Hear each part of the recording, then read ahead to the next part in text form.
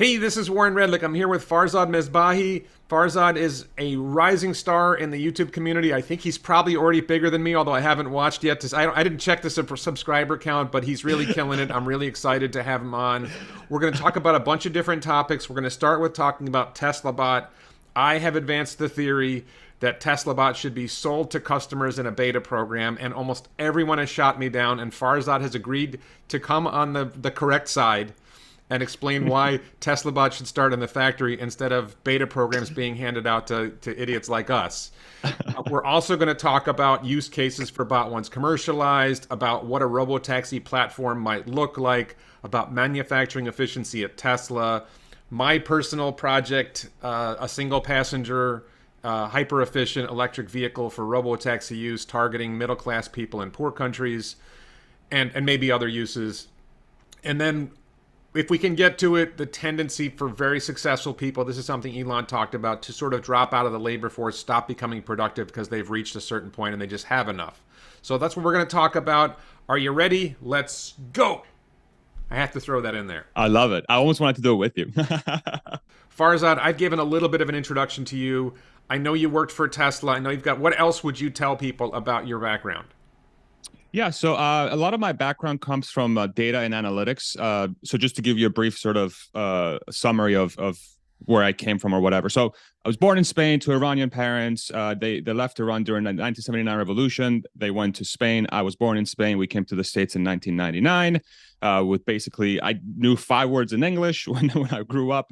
Then we lived in New Jersey for about 3 years, moved to Pennsylvania, was there for about 17 years, went to Penn State University, got a degree in mathematics and statistics. Then for the next 7 years, I worked at a distribution company, Phillips Pet Food and Supplies, and distributed pet food and supplies, the largest one in the country. And there I got my background in analytics and leadership. So I joined the company as a temp. I left the company as a director of BI, business intelligence and pricing. Incredible mentorship at that company. Honestly, that was the reason why I was able to even be successful at Tesla, was the incredible mentors I had at Philips, were to this day, I think, very underrated in my head, because that company is loaded with incredible mentorship.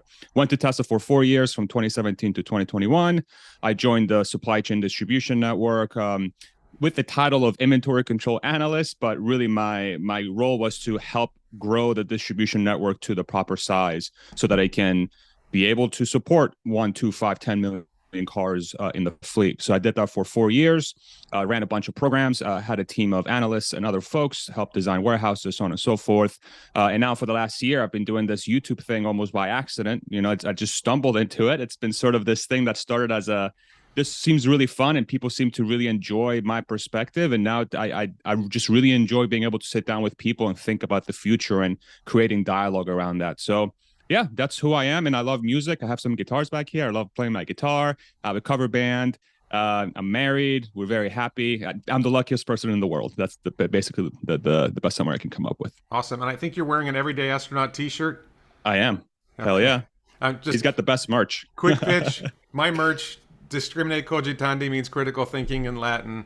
That's on elonbits.com. Do you have a merch store? I have Patreon. I'm on Locals. We both have YouTube channel members. Do you have a Patreon? Do you have anything else that I should be putting in the links in the description below? It's going to be in the links in the description below, people. I appreciate that. No merch store yet. Actually, my wife and I were thinking about some designs. I want to make sure I do it in the best way possible. So we're thinking through that. I do have a Patreon. It's just out there in case people want to throw me a couple bucks. I don't require it, but if people feel like there's value behind what I say and they want to compensate in some way, whatever. If not, I'm completely fine with that too. But I have Patreon and just YouTube. That's it. Okay. So there are going to be links to all that in the description below, everybody. We're going to start off with TeslaBot. The bot is coming. We've seen what you and I probably both thought was a pretty impressive demo for 5 to 8 months of work, putting together early stage bots and hardware, and I think more particularly porting Tesla's vision system to bot. Before we get into the particular topic, one of the questions I had for you, and I don't know if you noticed, is do we know how many cameras the bot had? It wasn't obvious to me. It didn't seem obvious. I mean, one could say it probably makes sense for it to have at least 4, so front, back, sides, maybe. Yeah. But it wasn't obvious to me from the presentation. I mean, what I saw was 3 cameras. It almost like it didn't have rear camera. It had Interesting. 3 forward-facing cameras, 2 side or whatever, and that's how they developed the occupancy network. And I Hmm. don't know whether they bothered to add cameras in the reverse. It's kind of an Hmm. interesting question. Like, I was good to see that because I thought, the software was built on an 8 camera system. Mm. If you can use the same hardware to generate an occupancy network with only 3 cameras, that shows a lot of promise for expanding Tesla vision to other forms. I agree. I agree. Yeah, it's very highly flexible. It seems like it's you can throw as little cameras as you want and as many cameras as you want. But it seems like the way they've built it is allows for the flexibility, and you almost need that because if you're really going down the path of trying to utilize down the road AGI to solve a lot of different things, you're probably going to need different form factors for what you're trying to do potentially. So it's encouraging to see that. But I'm really curious to see how many cameras it does come with, though, because I think that there's probably value in a rear-facing camera, but who knows? Maybe Tesla's like, you know what? It's only used 1% of the time, and we think most of the value comes from having 3 cameras. We'll do it. So, but it can't be that expensive, right? I mean, it's going to require more compute time to process stuff because it's an additional camera. So it depends how quickly. Yeah, I'm very curious to see how many cameras it has, the end product. The one form factor I've thought of is if you ran like a building and you wanted to have security for your building, like an apartment Exactly. building, let's say, and you put Exactly. cameras along could you create an occupancy network for the building where the building is looking at the parking lot, looking around the building and seeing who's coming, who's going, and then it identifies somebody coming in and is that a Yeah. resident? Is that a delivery person? Is that a stranger? Do I need to identify security? Hey, this is a potential threat. I could Yeah. see that, is this a potential thief or whatever? I think there's all kinds of and there's all kinds of potential weird things that could happen with that. And if you can create an occupancy network with cameras all over the place, that could be really interesting too. It's an interesting you bring that up because on Twitter I created this Google form and I sent it out on Twitter asking people if you had a Tesla bot in the next 3 to 5 years, what would you use the Tesla bot for? And a decent amount of answers were security. I just want I want something in the house that can monitor, ensure everything's good and we don't have any issues from a security standpoint. So having call it a 360-degree view of where the bot is located means no blind spots theoretically, especially if it's located in a central place of whatever room or space it's securing per se. So I think there could be a lot of value from that perspective too. So yeah, I agree 100%. Security seems like a decently big use case for them to think about ensuring that 360-degree field of view is covered to Okay, so cameras. we're going to dive into use cases after we dive into the main topic. So I have advocated from fairly early on that once a bot gets to a certain level, which I think fairly early in its progress, that bot should be sold to customers like me, idiots like me who are willing to pay $25,000 to $50,000 for a bot that is largely useless, that we just take with us on walks, and over time it improves as the software improves. Mm, I think an example of this is, and I should say the contrary is, it appears that Tesla's plan for the bot is once it's marginally useful, they're going to bring it into the factory and start training it inside the factory. And my case for this is the AI learns better when it's exposed to a wide variety of environments. And inside a Tesla factory is a very limited variety of environments. So if you want bot to be able to, I think one of the primary things is to enable bot to learn to walk in a variety of different terrains and circumstances. mm-hmm. So if I have a bot, I might take it for a walk on the beach. If somebody has a bot in some old town, they might take it for a walk on a cobblestone street. There are Yeah. textures that bot would experience. There are different terrains, uphill, downhill, different kinds of terrains, stairways, different kinds of stairways. If you distribute bot, if you sell 10,000 of them to idiots like me and maybe 100,000 of them to idiots like me, then we're going to expose it to so much more. And, the goal is generate a lot of diverse data and send that up to the home office, magical cloud, GPU clusters, or Dojo training computer. And by giving it a much broader array of data, you'll be able to train the bot faster to accomplish the things you're trying to do. If you keep bot in a limited environment inside the factory, walking on the same concrete, you and I have both been to Giga Texas. It's just one big concrete floor. There's Yes, not a sir. lot of variety to the terrain inside Giga Texas. There's stairways. And so this is just my case is that I realize that it's not there yet. I'm not saying they should be selling us, Bumble C or the bot that can't walk yet that we saw in the demo. But maybe 6 months to a year from now, they're at the point where the bot can walk. That it'll be the, not Bumble C, but that next generation bot. It'll be able Mhm. to walk in a variety of circumstances, and you sell us that. And it's not so much that Tesla's doing it for the revenue they get from selling the bots. It's that they're doing it because we're going to generate data. Yep. And if I paid $50,000 for a bot, I'm going to take it with me. I'm going to go to the mall Mhm. with it. I'm going to go to the beach with it. I'm going to go watch a rock. I just like, I don't know. Have you been to Canaveral yet? No, not yet. Okay, so there's a spot in Cape Canaveral called Jetty Park, which is one of the best places to watch launches from. And by the way, October 28th, there's a Falcon Heavy launch, and the boosters come back and land only about 5 miles from Jetty Park. It's one of the best places to watch the Badass. booster landing from. So there's this walkway out over the water. I don't know if it's like aluminum or steel or whatever. It's an unusual texture. It's an unusual Mhm. environment. So I would take Bot with me on that walk. Maybe Bot would be interested in watching a rocket launch. I don't know I don't know what the cameras would show when it watches a rocket launch, but there's just so many different environments that I could take Bot in walking in and getting it that exposure and sending that data back. Yeah. So most of my friends, pretty much everybody I talk to says, no, Warren, you're crazy, and they need to train Bot in limited circumstances first. What's your take on that? So I think your approach is very logical. I think it makes a lot of sense from the standpoint of maximizing the ability to gather data to develop the multitude of ways bot could be useful. So I agree with that 100%. In my head, it's more like what is the timeline of that happening versus the development of bot for internal use cases, right? So where my head goes to is okay. Tesla knows that they can get a lot of value from this bot internally by helping the existing workforce make their job much easier. So if I go to my sort of put my distribution hat on, right? I know that if I was still with Tesla and we're working to make the distribution network, the service part distribution network as efficient as humanly possible, there are jobs there that would be heavily, heavily helped by having an autonomous system, which in this case, the bot, that would be very, very simple to implement, right? So things like picking up boxes and moving them, even picking product from the shelves. If you're at the factory floor, moving product from the dock doors to the line, and these are all basically handled by humans, either through a forklift or through a hand jack, or just literally picking up boxes and moving them. Loading trucks is the same exact thing. So then the question becomes, what is the opportunity cost of having a bot working internally to help your production become much more efficient versus how quickly you can ramp up the product, right?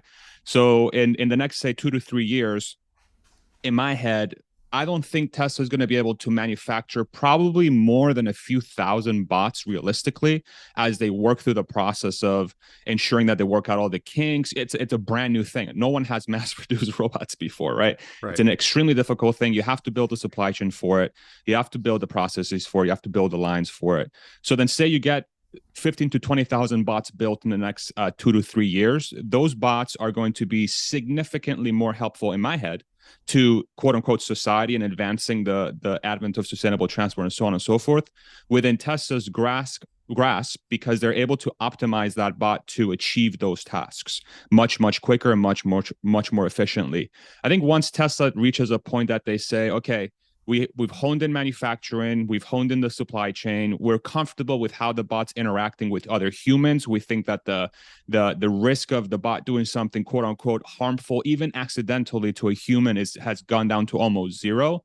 Then let's start introducing it to the broader public, probably in the way you described. Those who want to be part of this quote unquote beta program sign up.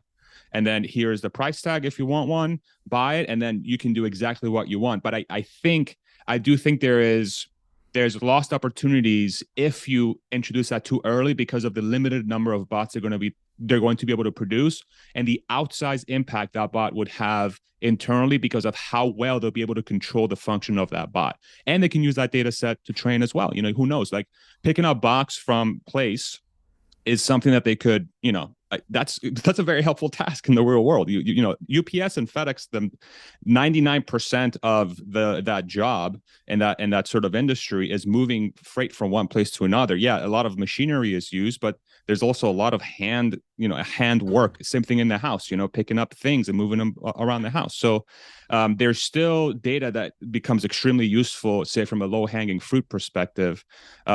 But that opportunity lost, I think, is really the biggest equation as to why I think Tesla will go internally. But I do think it'll be available for people like you and me to sign up and receive one potentially sooner than people think.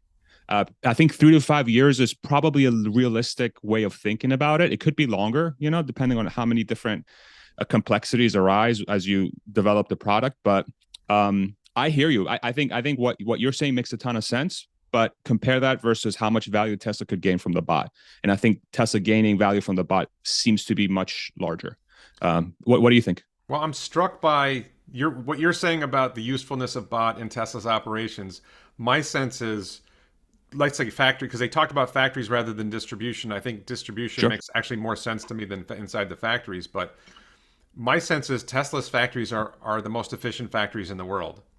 And if I'm Sure. managing a factory and you come in and say, hey, I want you to incorporate this bot in the factory, it's like, we're running great. Why are you putting this thing in this? This thing is going to slow us down. Like the early days of bot, having to incorporate bot in what we're doing is going to slow us down. It's going to make it harder for us to manufacture at scale, to Hmm. manufacture efficiently. I understand, Elon's going to come and say, yeah, I know, do it anyway. And they got to incorporate it. But I don't see bot being that useful in the beginning. There's a Okay. point where bot becomes useful, right? Where it Mhm. really does get good at a variety of at certain tasks, and you're able to identify here's some tasks where we can use bot and you know either reduce labor force or more likely take the labor that we have and put them to more high value tasks, right? Yes. That's almost like the biggest problem is you've got some crappy task that needs to be done and you don't have a better way of doing it. And you take guys off the line who are Yeah. doing something that's adding a lot of value and you're having them do something that's a little value because it has to get done. So Right. if you're able to deploy bots and get some of that out of the way, you free your labor back up to producing more effectively. But my gut hunch is in this, what people are saying is, no, Warren, it's too iffy in the first year. There's no way that you're going to be able to do anything useful with it in the first year and you're going to break it or whatever, blah, blah. The same concerns that people have with us having them in our own little beta fantasy land is the same concern they're going to have in the factory. It might break on the factory floor, and then now they got to clean Yeah. up the mess, and it might mess up something on. It's probably not going to be on the assembly line, but it might drop a box that has valuable parts. There's all Yeah. kinds of mistakes that can happen with bot in the factory. I think it's actually less harm. It may be that there are uses that they can already see, and this. I just want to start with this. I should have started with this. I have my opinion. Almost everyone disagrees with me, and I'm pretty sure that Elon and the Tesla team have a better idea of what bot can do and how it will be incorporated in factories than I possibly could, because I've never. I mean, I actually did see, at Cyber Roundup, we did actually see the 2170 Model Y line in Hmm. operation, but I don't think that Crazy. makes me an expert on Tesla manufacturing operations. I recognize that the people inside Tesla know more. It's just this gut level thing, like, what's the goal? Is Yeah. the goal for Tesla's factories to produce more efficiently? No. Is the goal ultimately to create a bot that's more useful for society, that and to have that bot learn faster? And to me, that's the obvious point, and it'll learn faster if we expose it to more varied data. The one thing you Mhm. said that struck me, I don't know if you said it directly, but it's the one thing that took from it, is the current generation of bot, the one that didn't walk, is probably an iteration. It's almost certainly Yes. an iteration. And maybe putting it on the factory floor lets them see how it operates and lets them see, okay, here's some things we could do for the next generation bot that will make the next generation bot better. And there's not much point in giving us the first generation bot, because That's correct. within a year, there's going to be a next generation bot that's going to be so much better. It's going to be so much more durable. It's going to be so much more capable and probably more agile and dexterous and all of that. So And they spoke about that at AI Day too, right? They were very open when they were getting those excellent questions at the Q&A session from these folks that were experts, right? They were very open and candid and saying, we don't know if this is, I mean, clearly, like the hand question was, how come you're not doing a different methodology for the hands? I forget it was like a line. I forget what the technical term was, but they were really honing in on why they were going down the direction with the hand. And they said, well, this is why we're doing it, but it could very well change, right? So I don't think, I think the framework and the brain and how many cameras it's going to have and how many actuators it's going to have, those are probably locked in. But how they execute that and the type of materials they use and how it works within the framework of the bot, I think those are very, very well going to change in the next 2 to 3 years. And I don't think that final product is really going to be available for, say, the masses until they've trialed and ensured that all those things are going to be durable and they are going to last under a mass manufacturing process. Because once you introduce that level, and they were very open about saying that we want to ensure this is mass manufacturable, like we want millions of these things, you're going to have to give up some things. I think from a, just like anything else, when you're making something, you're going to have to give up something for speed. You're going to have to give up something for an access to a supply chain that's not going to cost $1 trillion, right? yeah. So there's a lot of variables that go into it. I think the other thing that you brought up is, that's very interesting, sort of, that I thought about, that made me think, is the statement you made was the bot could potentially cause more harm than good, especially at the beginning, because Tesla already is the most efficient car maker out there. So what's shocking about that statement is that is 100% true, but there's still so much more to go. And I can say that because I've seen it, right? Tesla's excellent and they have a lot of automation, but there's places where a bot could be very, very, very, very, very helpful. Which to me is like, wow, holy crap! Like they're already 2-3x more profitable than 4-5x, whatever that number is. But they could be, I don't know, they could, and again, I don't want to put it within the framework that the bot's purely a profit play. Absolutely not. It's a play to maximize the number of cars that can possibly be pushed through a factory to advance the advent of sustainable transport, right? So from that perspective, I do think that there's a lot more opportunity that might be that you might think, because there's still quite a bit of human things that have to be done on the factory, let alone the rest of the whole operation, right? Tesla is definitely an automaker right now, and they're doing a lot of different things. All their profit comes from auto, but there's an entire industry around it that's built in the service side where the bot could be so helpful. It kind of boggles the mind, in addition to manufacturing. Now, it's probably not so put it within this context. The bot in Austin today is probably going to be way less helpful than it would be in Fremont, because Fremont is the first generation factory of Tesla, and they're still cranking 500,000-600,000 cars out of that factory right now. But if you could add, I don't know, 2,000 bots to that process, you might be able to do 1.2 million. I don't know. Like it just dramatically helps you really achieve your goal faster. So that just something to throw out there that might be helpful in sort of building the context around why Tesla would benefit so much from using this internally. Yeah. Okay.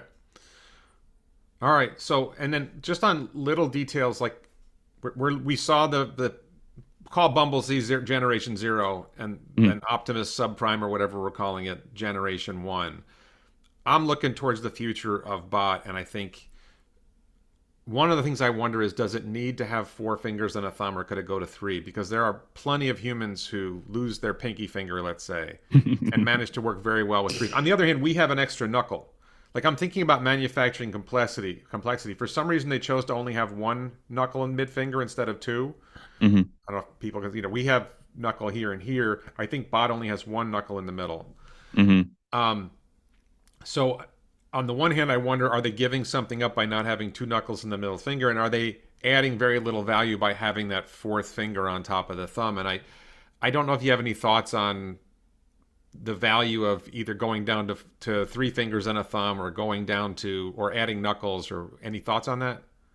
That's interesting. I haven't really thought about it too much, but I do see they must have chosen 4 fingers and a thumb for a reason. And I think it's because that 4th finger, So, I believe they're four fingers that are exactly the same size too. I don't Yeah. think it's like ours, right? So that fourth finger could give him the ability to maybe lift stuff better because you have more grip, because your surface area towards the box, if you have that fourth finger, could give you additional grip, which then says theoretically your ability to pick stuff up becomes much more stable, right? Which might require less energy and it becomes more reliable, right?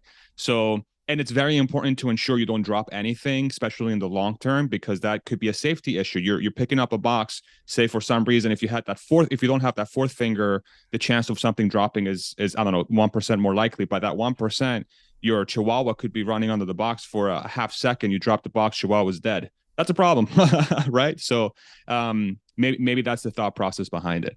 Okay. Yeah. And then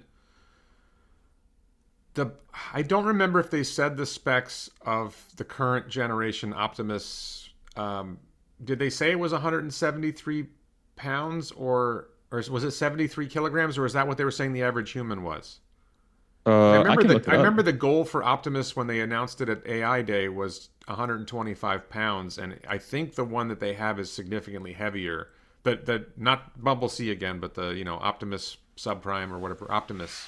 Yeah. So it says it's planned to measure 5'8" and 125 pounds. That was the Um, original AI Day, not the current. They didn't really give specs on this one. I maybe think not, eh? one of the goals is probably going to be to get to that 5'8", 125 pounds, or something approximating that. Yeah. And next, actually, one of the other things was some people were concerned that the original bot from AI Day looked non-threatening.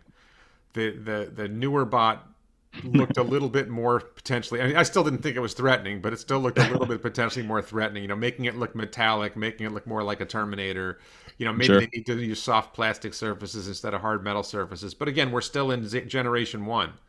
Right. So do you see like where that might evolve to in the future in generation 2 or 3?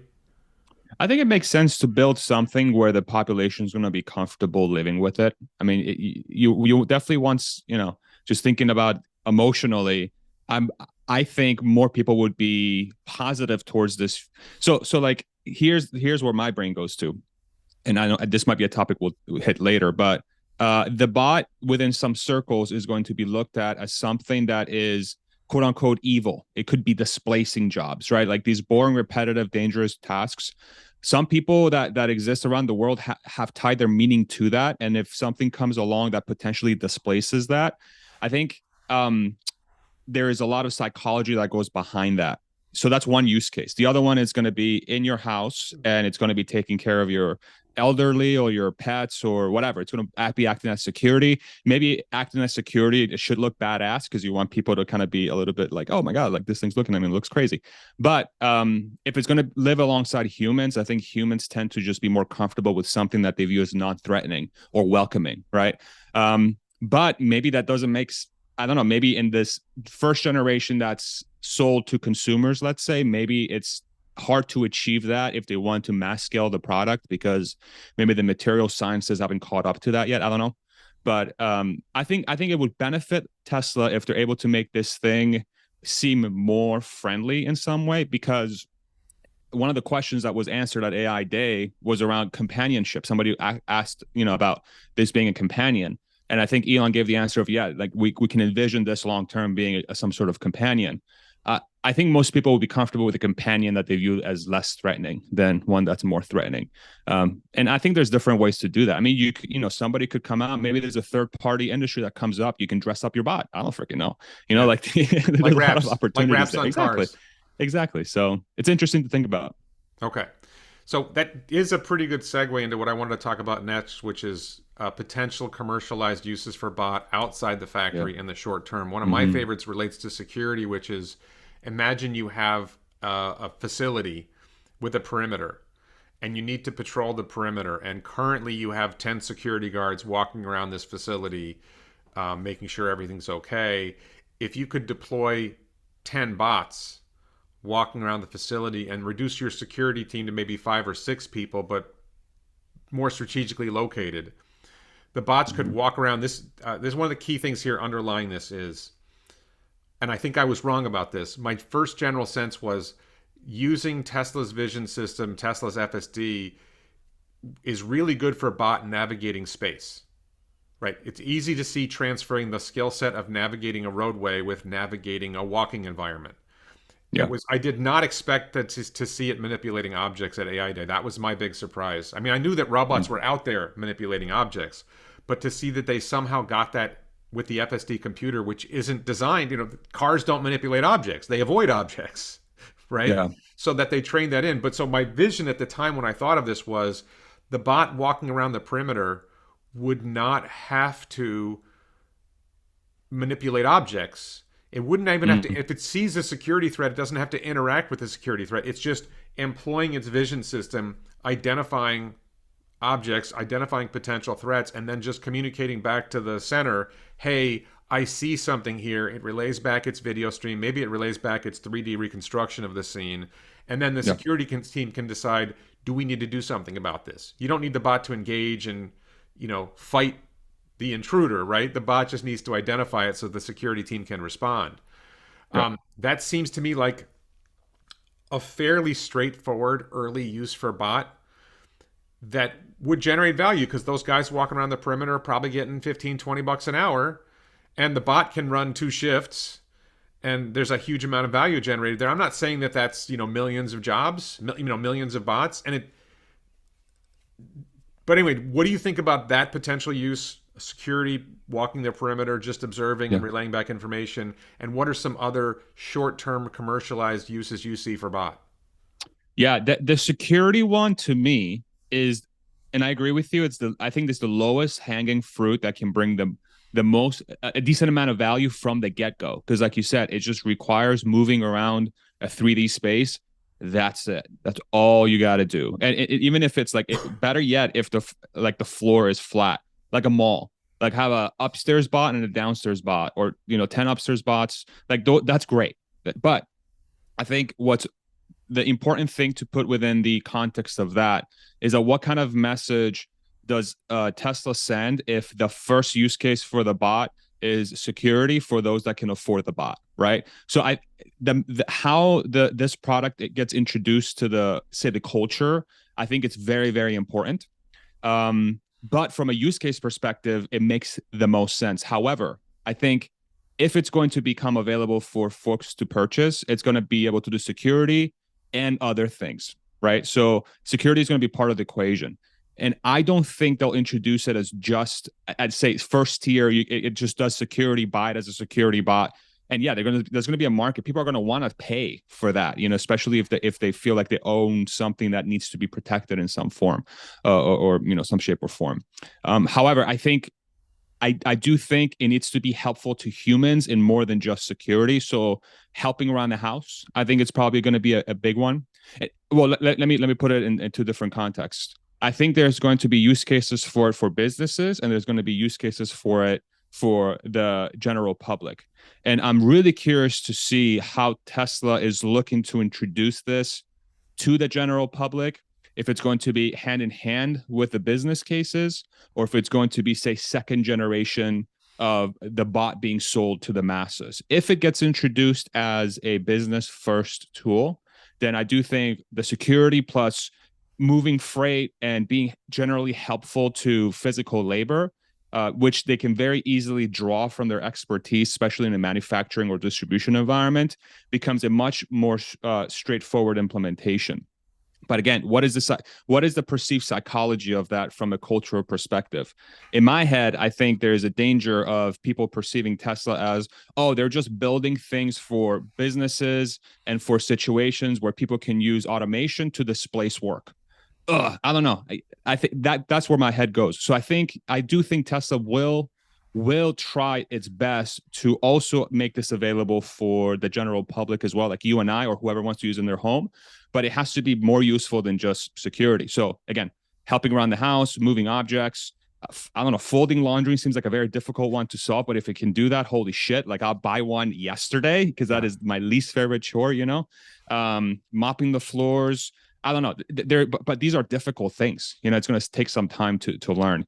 That is the $1 million question, because how it gets introduced to culture I think has much broader implications than it seems like right now, because humans are very emotional beings, rightfully, because that's just what we are, most of us. And Tesla has to be mindful of what kind of message it's looking to send out to the public, I think. What do you think about that? I mean, Well, it sounds like I'm rambling, but I don't know if I'm making any no, sense you're with what making a I'm lot of saying. sense. There's a critical point that I have this conversation with people a lot. It's one of these moments where I disagree with Elon. I hate disagreeing with Elon, but I have to disagree with Elon because Elon says eventually AGI is going to mean there's no work for humans left and we have to have universal basic income. And I think that's a massive underestimation of humans.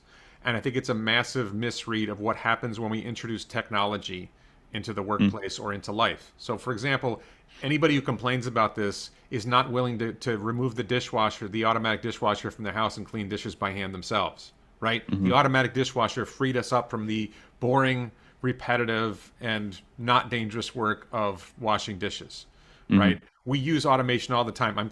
Actually, I just heard the laundry, the automatic dryer buzz that the towel that I just washed is dry. You know, so the history of technological innovation is some new technology comes in, people see this technology coming and they say, oh no, it's going to destroy jobs. And what it does do is capital investment increases the productivity of labor. And it frees up humans from doing dangerous, repetitive, and boring work, dangerous and or repetitive and or boring work, to do higher value added work. So the greatest example of this that I know of is the automated teller machine. So I am old enough that I remember when we didn't have ATMs, we didn't have cash machines, and they came in and there was an outcry, you're going to destroy all the bank teller jobs. ATMs made banking more efficient. It made it so much more efficient that the banks opened more branches. It freed up bank tellers from doing the mundane, boring work. It expanded hours so that branches were able to be open longer hours. The bank tellers were able to do more complex transactions with the customers, and it doubled bank teller jobs. The introduction of the ATM doubled bank teller jobs. It didn't reduce bank teller jobs. The thing is, we can see the jobs that might be destroyed. We think we can see the jobs that might be destroyed. In the case of ATMs, we thought we saw the jobs that might be destroyed, and we were wrong. Those jobs actually doubled. But you can see the guys picking up boxes and moving them from point A to B. My favorite example of a dangerous, repetitive, and boring job is installing solar roof tiles. Okay? Because that's going to be repetitive. It's probably going to be boring, and falling off a roof is dangerous. So if you can take a couple of human workers off the roof and have bots do some of that work, you're going to save human lives and you're going to get work done. But this frees up humans to do better work. And there's this mentality people have. There's a particularly elitist mentality that, well, yeah, I'll find something to do, but that dumb guy over there, once you take away his job, he won't be able to do something else. And I think there's an intellectual snobbery in saying that, oh, those guys who just do physical labor, they won't be able to do something else. Yeah, they will. Humans are incredibly adaptable. There's a certain level, right? I don't know whether it's IQ level 80 or 70. There's a certain level below which they're not particularly useful in today's society now. But once you get over a certain level, humans are remarkably adaptable. And the message, we need people who are encouraging technological change to understand that and stop spreading the misinformation that new technology destroys jobs. We've seen it for over 100 years. We've seen it we keep introducing new technology like trains, cars, planes, all these different technologies we've introduced, and everything has created more. I mean, look, you and I are YouTubers. 10 years ago, could you have envisioned yourself being a YouTuber? I didn't even know that this was a pathway for me to even do. Right. And before this, so I was an attorney for a long time. I did not realize when I became an attorney that I would be successful because of search engine optimization. There are now careers in search engine optimization, social media marketing. These are careers that we couldn't have even imagined 20 years ago. Maybe even 10 years ago, maybe, but 20 years ago, nobody could have imagined these careers. And there's all of the influencers. Like, we knew that, Michael Jordan was an influencer, right? But we didn't imagine there would be many of us. There's so many different ways that humans adapt to what technology creates for us to do new things. And generally speaking, and I just think the message needs to come from us. Stop being afraid that this bot is going to destroy your job and start thinking about, and we can't answer the question, right? What jobs will be created by this incredible technological wave that's coming that's going to make all our lives better? Hmm. Instead of thinking, oh, this is going to destroy my job and now I'm going to have to go sit on a street corner and beg for money, it's like, what does this free me up to do? What opportunities are created by this new technology? And there's two things we know. One, we can't really predict which jobs will be destroyed. We can guess, but we're often wrong. And two, we have no idea what jobs will be created. But we do know that every technological wave spurs a huge amount of job creation. And we need to, that's the message we need to spin in response to this. It's going to destroy jobs. No, it's going to create jobs. Well, what jobs is it going to create? We don't have to know that. We don't have to be able to, that's the beauty of free markets, right? The beauty of free markets is the markets decide what jobs are needed. People look at what is needed and they find space to create a job for themselves. Yeah. So it's funny because I think I might fall in the camp on the other side of what you just described a little bit. So I'm actually very excited to have this conversation with you. So I think long term, that's 100% correct. I think long term, it's going to allow a lot of people to the pool of jobs that will maximize fulfillment will dramatically increase. 100% agreed. But how do you think we're going to transition to that time? Right. So that's where my head goes to. And so my biggest concern around, yes, I don't want to stop development of the bot. I want the bot to continue going where it needs to go. I want automation to continue because it's going towards the final, whatever the next step of human development is. It's technology, right? We have to keep on that train. I do have concerns, however, about the how abrupt the technological wave is going to be in the coming, say, 2 decades, because of how many types of jobs could potentially be impacted, right? So if say in the next 10 to 20 years, every single physical job is gone, how many millions of people is that in the world? And yes, of course, a large percentage of those are going to be able to adjust. But what does that mean to the rest of that labor force or those people? And so where my head goes to is, before the agricultural revolution, so 10,000 years ago or whatever, humans were able, from everything I've read, I never lived 10,000 years ago, but from the sort of the studies that I've done to the best of my ability, we had people that lived much more leisurely, quote unquote, than we do now. They weren't tied to, I have to get the crops, going because I have to make sure I can eat and trade with my city. We were just nomads. We traveled around. We ate from the ground. We just hung out at tents. We shared stories. We shared knowledge. We hung out, like that's what we did. And then the agricultural revolution came up, and then we were going in hard, and we developed a ton of technologies to allow ourselves to exponentially grow as a species, right?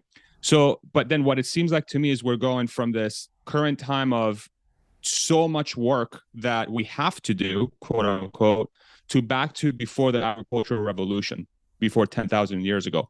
That transition to me seems like it's going to be extremely disruptive. And I think speaking about that transition is important because it's coming. Some people will get screwed over. Like I'm being very honest. Some people are definitely going to get screwed over because they don't have the tool sets to be able to adapt to this change that's coming. And so that's where my head goes. It could be 1%, it could be 10%, it could be 50%. I don't know what that number is going to be. But I think talking about that is extremely important because at least it gets people thinking about it. It's like, okay, crap. Like, are we sure we have stuff built in society that's going to be capable of ensuring as many people as humanly possible can, quote unquote, survive this transition? And I don't know if the answer is UBI. I don't know if the answer is freaking Elon gives everybody Tesla stock. I don't freaking know what the answer is, right? But it's coming. And I do feel like there is a percentage of the population that is not well equipped to make that transition in one way, shape, or form, because it's going to be very, very drastic. And I can say that because I worked very closely with folks in those arenas. I worked in distribution. I worked in warehouses. These are very, very smart people. These are very capable people. They're my peers. I'm no better or worse than they are, or less intelligent or more intelligent. But if every single physical labor could get disrupted because of automation, that's hundreds, if not billions of people globally that now don't have access to that work. So what does that mean? That's the only thing I'm proposing is like, what does that mean? I think that question is very, very, very important. And we have to ensure that we at least have some sort of capabilities to ensure that as many humans as humanly possible, can make that transition. Okay, so the one thing I would say is you mentioned UBI. I think maybe I brought up UBI. Mm-hmm. The idea that there's some we that are going to decide to manage this transmission to help the wretched refuse, right? Is there's an elitist attitude that we all have inside of us that, well, Mm-hmm. we're the smart guys and we see this problem coming, and so we should have a solution to this problem that we think is coming. And what I'm saying is, number one, the best and the brightest are often wrong, right? That's a common problem is that the idea we're going to elect people at the top or the Mm-hmm. richest people are going to make these decisions. It's sort of like a contrast to white man's burden. It's like smart man's burden. We're going to help the dumb Mm-hmm. people. We're going to help the poor people who are left out. That somehow we're better placed to make the decision to how to handle the transition for them than believing that they can't manage the transition for themselves. They're going to manage that transition for themselves better than you and I could manage it for them. I'm not saying we need to manage it for them. I'm saying we need to create dialogue to ensure that as many people as possible know this is coming. That's all. I'm Yeah, not saying yeah, that's all I'm saying. but There needs to be more dialogue. Yeah. so I'm just going to go back to this. We have a history of wrenching technological change, 100% agreed. Yeah. massive technological change, and humans adapted. And 100%. and the biggest threat, and I can point to specific examples of where you see this happening. Like, what does Germany have some garden rule? Like, if you hire somebody from another company, they have to not work for a year or something before they can Yeah. work for you. Yeah. Yeah.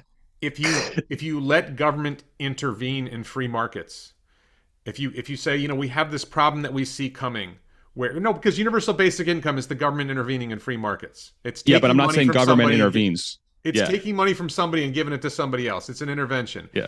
If you and there's the fantasy we're going to implement the UBI that I think is perfect, rather than the reality that once you give that idea to Congress, it's going to come out in a mangled mess that's going to make a bigger mess.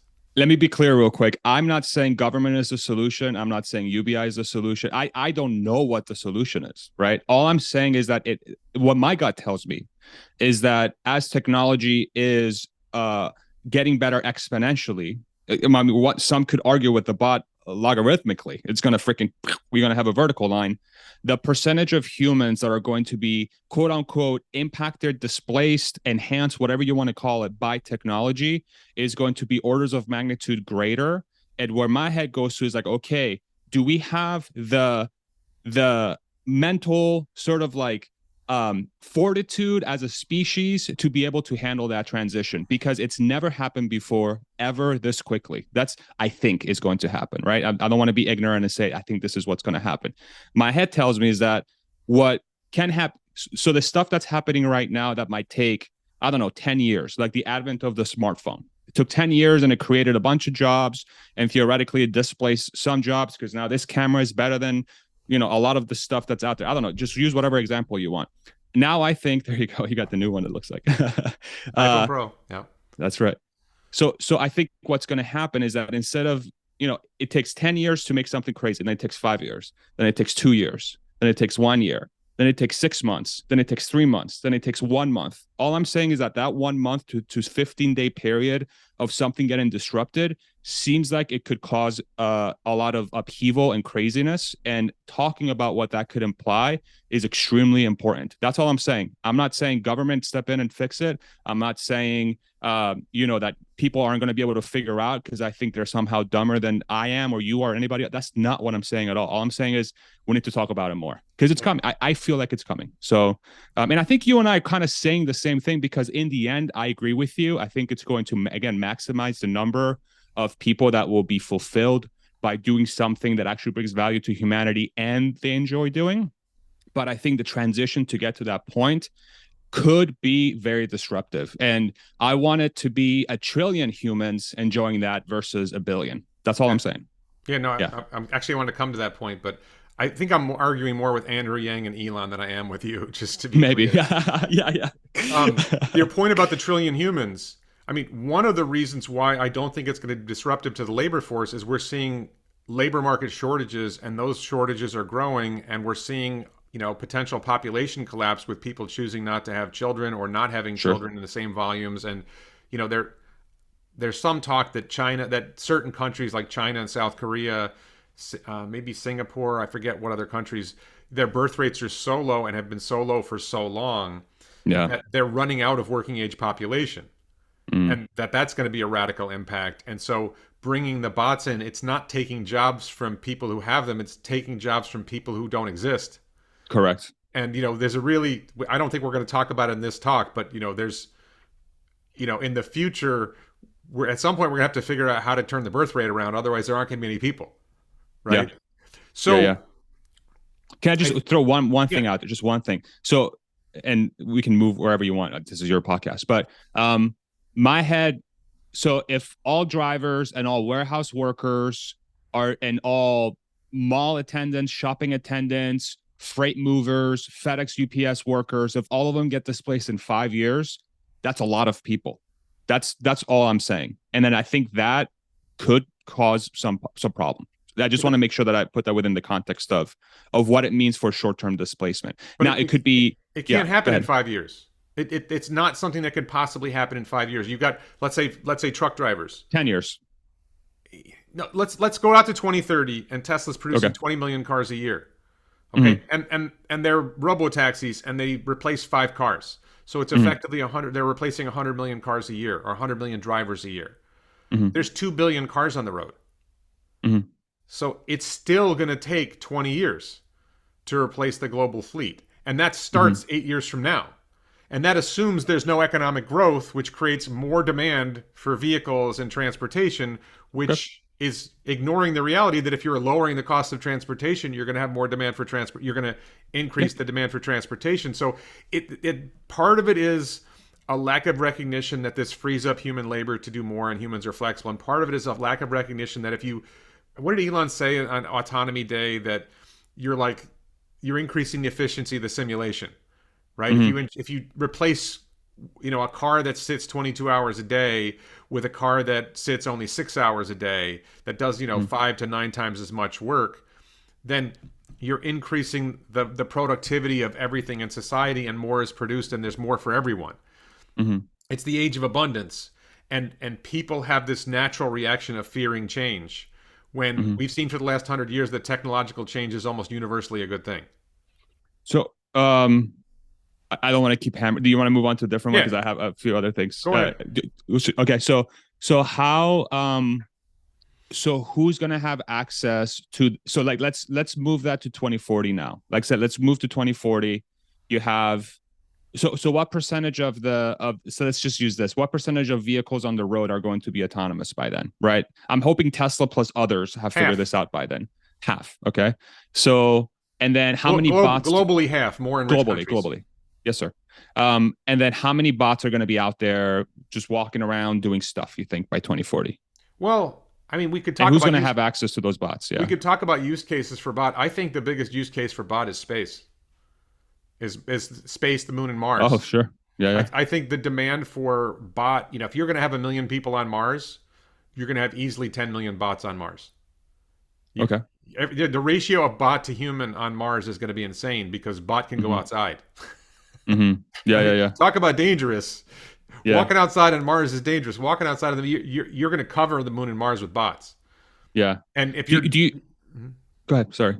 if My you're going to apologies. do any work in orbit, it's going to be, if you can train a bot to do spacewalks, there's Mhm. going to be so much value to having bot, because spacewalks are particularly dangerous for humans. They're very precarious, and you have to be very careful and all this other stuff. Mhm. I think there's so much potential for bot in space. Mhm. Honestly, I think bot's real purpose. Bot's real purpose. Like if you're Elon, like what's Elon's real goal? Elon's real goal is build a colony on Mars. All this Yeah, stuff is to 100%. build a colony on Mars. We're probably going to be boring tunnels on Mars. We're going to have Neuralinks on Everything. Mars.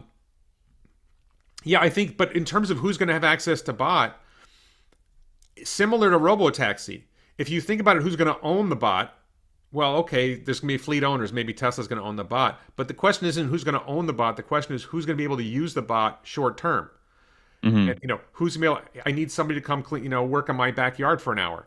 You summon a bot shows up at your house, or 5 bots show up at your house. They get the work done. They leave. You paid, fairly low amount of money to get this work done. Less than it would have cost you to bring in a team of humans.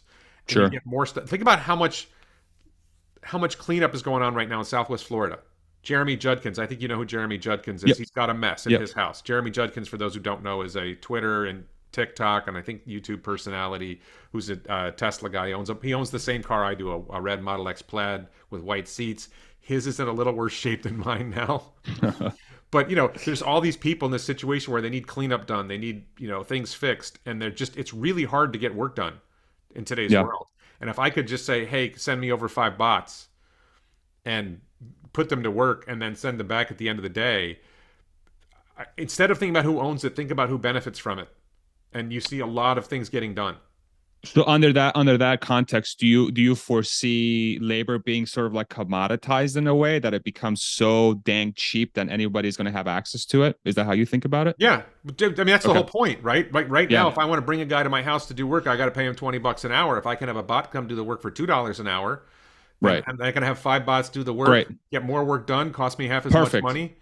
As long as that's the reality, that's perfect. So that's kind of my point. Is like, but that we have to make not I say we as if I somehow have to do something to make this happen. Yeah, let's just make sure that's where we're going. That's all I'm saying. But that's what free markets do, and that's the vision Yeah, everyone has for the Robotaxi network. Is currently it's $2.50 to $3 a mile to take a ride in an Uber. It's only 70 cents a mile to own my car. If you can drive ARK Invest predicts that ultimately Robotaxi will get down to 25 cents a mile. We're going to talk later about my pod car where I think I can get it down to a nickel a mile. If you can drive the cost of Robotaxis down to 25 cents a mile, then a lot more people can afford transportation. Yes. If you can create boring company tunnels that take you from point A to point B, and you can make like driving from Miami to Orlando, all of a sudden that ride, instead of taking 3 or 4 hours and costing you hundreds of dollars, it's 1 hour or 1 hour or less, and it costs you $20. There's a lot of ways that it's just like, think about the iPhone. The iPhone's really expensive, and maybe my phone cost a lot of money, but that led to a generation of smart Android phones that are inexpensive, that are spread around the world. Yeah, okay, I've got the elite phone, but a lot of poor people have a phone. A lot of people today have a $200 phone that's better than the $1,000 phone was 5 years ago.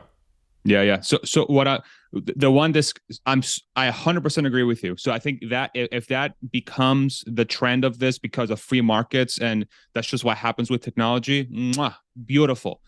The thing that scares me is that I'm seeing a dialogue where folks are becoming sort of frustrated by the fact that Tesla is looking to sell, quote unquote, the bot at such a cheap level. Like, because I know people have talked about, did Elon say less than $20,000 for Tesla to build, or less than $20,000 for somebody to buy, whatever that equation is. As long as the bot is significantly cheaper, like orders of magnitude cheaper to operate versus a human doing that same job, and it's accessible to anybody, we're totally going down the right direction, because that means that we have a gigantic deflationary force on technology, which allows way more people to have access to it. Beautiful. But let's make sure that's what happens. That's all I'm saying. Right. That's all I'm saying. And I think that's incredibly important. I just have confidence that that's what happens with free markets. And the danger is that the Bernie Sanders and Elizabeth Warrens of the world get in there and they try to solve a problem that doesn't exist, and they end up making the problems worse.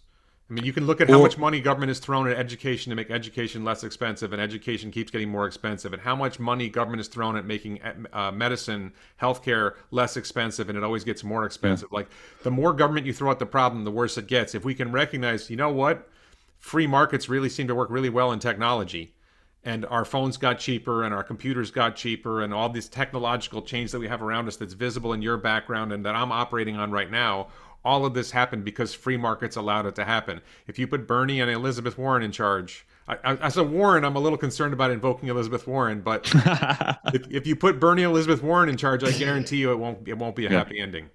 Or there's a certain amount of human greed that plays part. They a bunch of, say, like 10 or 20 people, I don't know, they know the opportunity of the bot from the perspective of making a lot for basically nothing. They buy a bunch of Tesla shares, they become majority voters, they overthrow Elon, and then they just keep the bot technology to themselves. And again, that's incredibly unlikely, but that could also be one of the things that ends up happening, right? So that's kind of where my head goes to. But that's why free markets matter.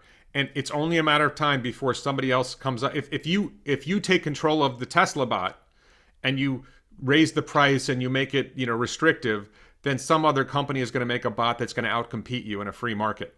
That would be Unless amazing. government Yeah. gives you some sort of patent control that allows you to stop them from doing it, or Yeah. government gives you some sort of monopoly. You know what? We can't trust bots to the free market. We need government to take control of this. So let's make sure that the Tesla bot is the standard, just like we did with Microsoft Yeah. operating system, right? Government made Microsoft the standard operating system effectively for the world. In the Yeah. legal world, it happened. Everywhere else, it happened. And then Microsoft became the standard, even though Mac was probably better. Right. Exactly. I mean, I think Exactly. I'm on a MacBook right now. I got an iPhone right Yeah. now. I think Mac is I better think than now Microsoft. they're both kind of close, you know. But Yeah. but anyway, that's besides the point. That's so this conversation that we're having right now. I'm so happy you invited me on to sort of facilitate this discussion, because I think this discussion is sort of why this technology is so damn crazy for society. Because the societal implications of this, if they go, if the very unlikely chance, the 0.1% chance of something happening, that it could not facilitate a place for everybody to have access to the technology, or as many people as humanly possible to have access to the technology, this could go sour so freaking fast, right? That's where my head goes to. And my head is like, okay, we are in the cusp of truly having an age of abundance for everybody, not just a few people. And there are mechanisms that could be executed that ensure that this technology is for the few. And that's why I said I want 1 trillion people to have it, not 1 billion, right? That's it's however unlikely, it could have a material impact to the outcome of humanity. So and it's so fun to talk about. It's so fun to talk about, especially with people like you. But we have to talk about it. It's important. Okay. All right, so let's move on. Thank you. I love your answer. I love the way you put it. The next that. topic I wanted to talk about was Martin Viecha was speaking to some group, and he I don't know if it was in a tweet or if it was in a conversation with some group, and he referenced the Robotaxi platform. Yes. When we saw Battery Day, we saw something under a tarp, something under a car cover that looked like they know what the Robotaxi is going to be. And I'm going to brag and say that I predicted that the Robotaxi would be more than one vehicle. The way I thought of it was there might be 2 variations in the US and 2 different variations in China and 2 different variations in Europe. And maybe there's more. I'm curious, what do you think Martin meant by a Robotaxi platform, using that word? And what vehicle types do you think we might see? So I have some crazy ideas about Robotaxi. And a lot of people disagree with me, which I love, because that's how I test my thesis. And I encourage everyone to disagree with people more often, but please do so in a polite manner so we can all learn from each other, because it's very, very important. Nice boxes, by the way. That's the new technology I bought. I see it. I bought the microphones to go with the iPhone, and I bought the mount to go in the car because I'm going on a 10-day road trip, and now I'm going to be able to talk to the camera while I'm driving. That's exciting. That is awesome. Can't wait to see that. New video format coming. Nice. Look out. Subscribe, everybody, right now, right here. Where's the button? Right here. Go Somewhere. for it. Right here. I don't know. Somewhere. Okay. So how I think about Robotaxi is I think about it within the context of a airline model. So let me walk you through that. So I think that with Tesla's goal of trying to make transportation as safe and as cheap and as accessible as humanly possible, they need to come up with a way of manufacturing this thing for as cheap as humanly possible and as many as humanly possible. Okay, so that's kind of where my framework starts. Cool. So what does that mean? If you look at the, say, airplane, the airplane model, or whatever, the aircraft model, whatever you want to call it, there's 2 primary players. There's Airbus and there's Boeing, and these guys make quote unquote shells, these airplanes, and then they sell them to American Airlines, United, fleet operators, right? They're basically fleet operators that they work with. I don't even know how airports work, but they work together and they show up at your airport and they pick you up and they send you whatever you need to go. But Boeing and Airbus don't necessarily work to outfit the interior of these things.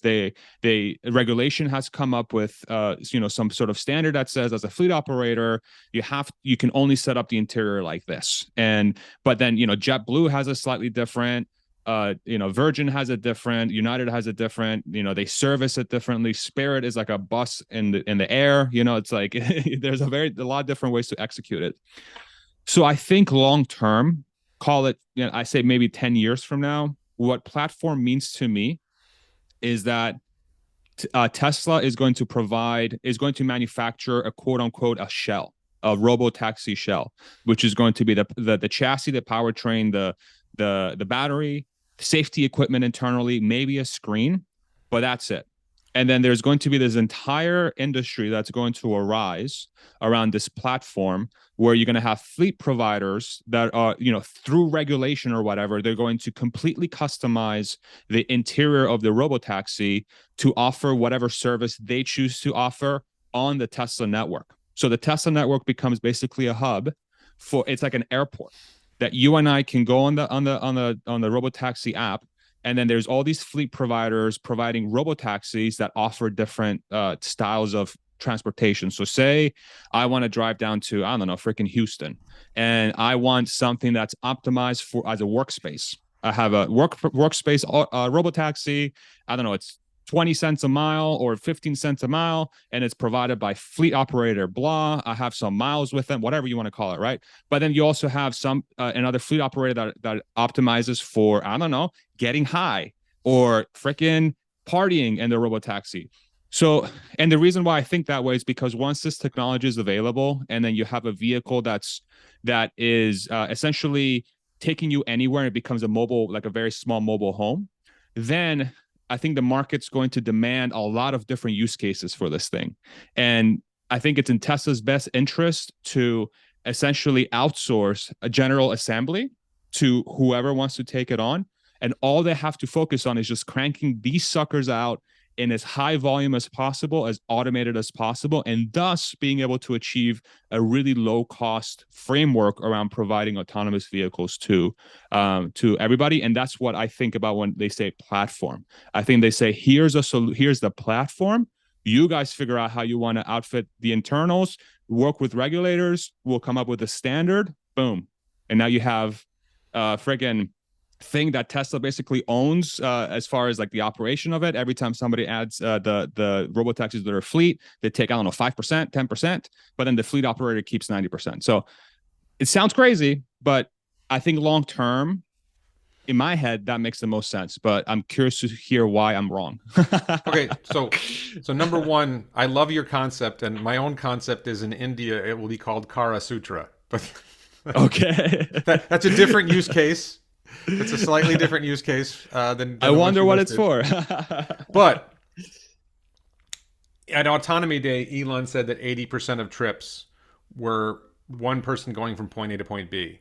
Like, sure. I think, there might be an Uber driver or taxi driver in the car, but there's one person going from point A to point B. I think roughly 80% of transportation is just somebody going from point A to point B, usually in a city or sometimes intercity, not going that far.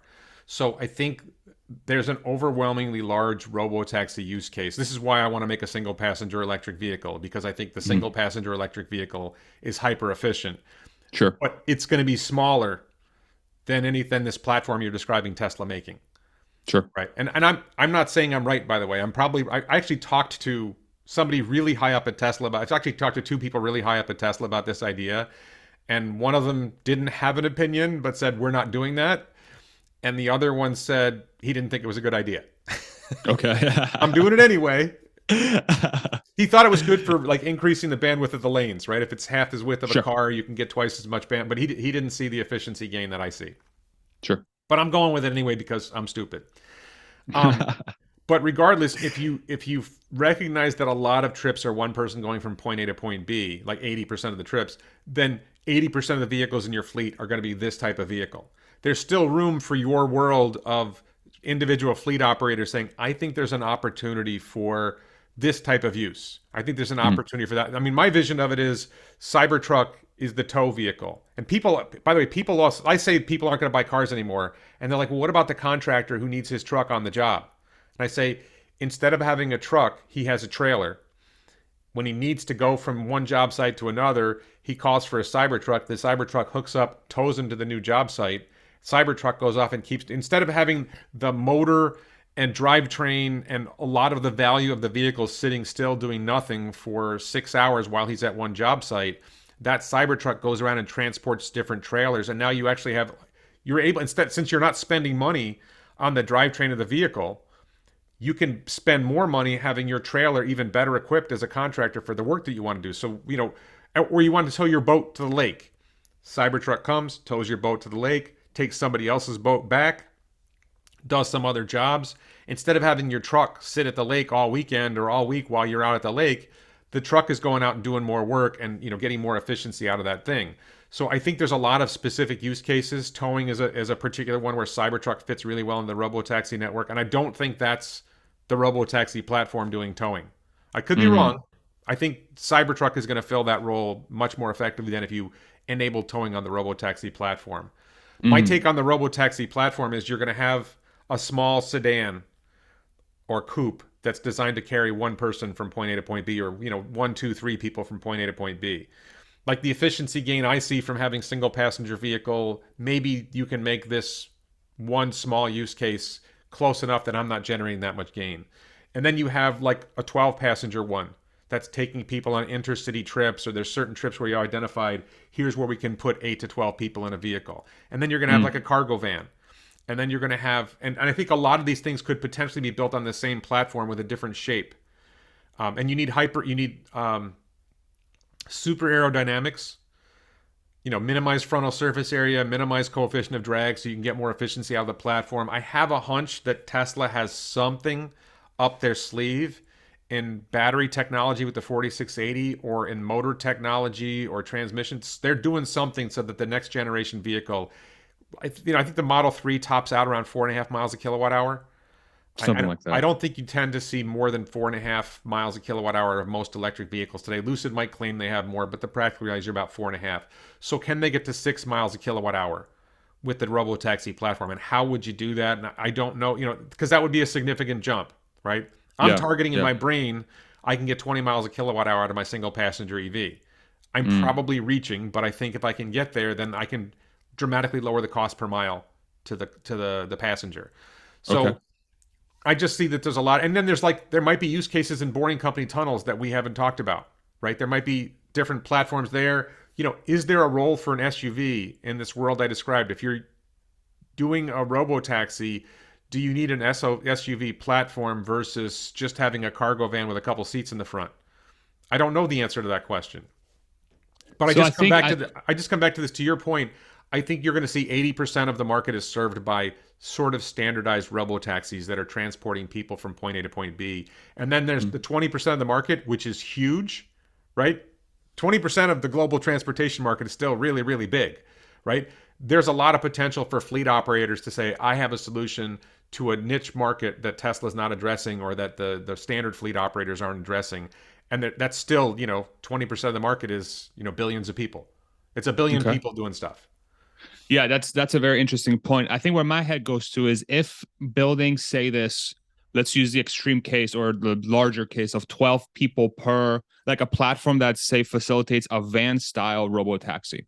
If that's already getting you to, say, I don't know, 15 cents a mile or even 10 cents a mile, and you're only spending, say, on average $2 to $5 to get to point A to point B, what would be the additional benefit of building a much smaller platform and create complexity in the manufacturing process for not that big of a change in price, which is what most people probably look at when they're looking to choose a transportation service, right? So like, if I'm able to hail the 12-person robotaxi for 20 cents a mile or 15 cents a mile, and I'm already okay spending $2 to $5, why would I save $2 to travel in something that, quote unquote, is not giving me the flexibility of that additional space? Right. If you're turning to my pod car as a comparison, the answer is a lot of use cases for the 12 passenger vehicle. There are a lot of use cases where I want to go from point A to point B, where there aren't 10 other people who want to make the same trip. So the trip becomes much less convenient. And also the 15 cents a mile, I think we're looking at Model 3 is approaching 15 cents a mile. I think the Robotaxi small vehicle will get down to maybe 10 cents a mile in terms of operating cost to the owner, right? Not the cost for the passenger. If you're the passenger in the larger vehicle, which is going to have a higher cost per mile because of mass and because of aerodynamics, but maybe that's 25 cents a mile. Because there's 10 passengers in it, the cost to the passenger the cost of carrying the passenger is only 2.5 cents a mile. So I'm actually delivered that guy's ride for maybe 10 cents a mile at a significant profit. So it's even less expensive for that situation. The answer for my single passenger vehicle is, number one, I think I can drive the cost per mile down, and per passenger mile, because there's only one passenger, to a penny a mile, cost to the owner, cost of the ride a nickel a mile. It doesn't matter to you and me. But imagine middle class people in poor countries.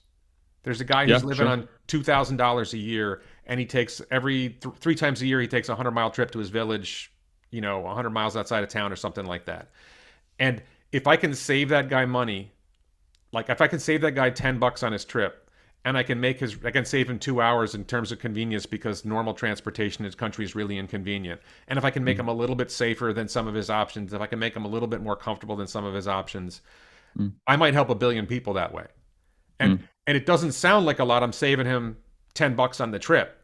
But if you're living on $2,000 a year and I saved you $30 a year, it doesn't sound like a lot, but it's a lot to him.